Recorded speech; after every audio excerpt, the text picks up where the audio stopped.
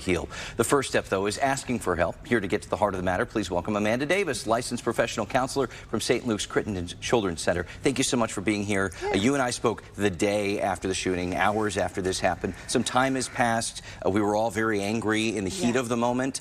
Obviously, emotions change as time goes on. Does that change the therapy that you provide and your approach to trying to help people heal?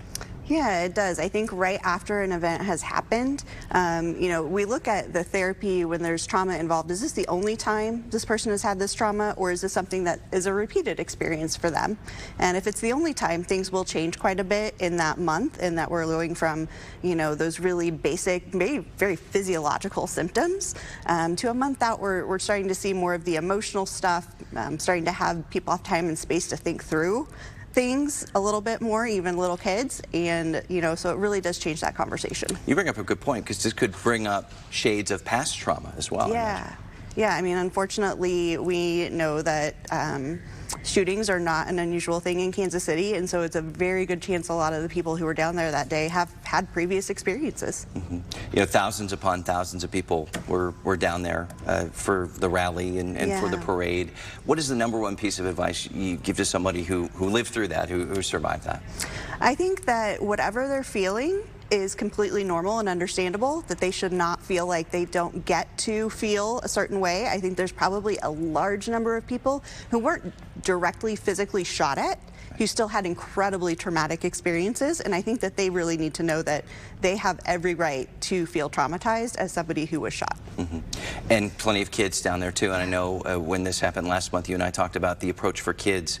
When do you start to taper that off? Because at a certain point, I imagine you're just reminding them of the trauma. You got to be walking on eggshells, I imagine, as a parent. Yeah, I mean, I think it's really following your kiddo's lead, so I think directly after we talked about making sure to check in of what they knew and what they understood and how they felt about that. I think that the other times that it makes sense to bring it up would be, of course, anytime they bring it up, right? You want to check in and process with them then. But then the next time you're going to go to a similar event, it might be good to talk about, hey, how do we keep ourselves safe, and really frame it from that place of how are we going to be okay to do this next thing. One of the biggest reactions that I think we saw from many moms and dads was, I'm not going to bring my kid to another big event, and we have the St. Patrick's Day Parade happening right now. So for the next big event, what would you suggest? Yeah, I mean, I think it's just really important to talk with your kids about, hey, sometimes it's really unusual, but sometimes this stuff happens. So what's our plan as a family to stay safe? Do you have a meeting point you're going to get to? Do you have your phone number written in Sharpie on their arms for the little ones? Do they have a cell phone or an Apple Watch or some way that you can check and track where they are if you get separated?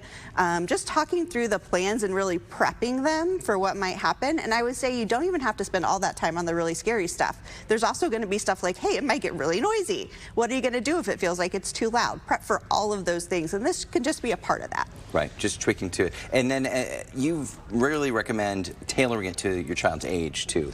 Yeah, definitely want to tailor it to your child's age. Remember that their understanding is very different than yours. So really asking them what their concerns are or what they're scared of is your best way to start, because that'll tell you exactly what they're thinking, so you don't have to guess what it is. And reaching out for resources too, because there's so many out there. What do you recommend if somebody still has those pent-up feelings and wants to talk? I mean, there's a range. So if you feel like it's kind of lingering there, but you're not really concerned it's interfering with their daily life, there are lots of great resources online. I would say as kids get older, oftentimes they're going to want to talk to you, but you can also reach out to people like the school counselor is one that's easily accessible to most people. They probably have some really quick and easy things to give you. Nice, great advice. Amanda Davis with St. Luke's, thank you so much for what you've been doing and what your team has been doing. A reminder, help is out there, as we said.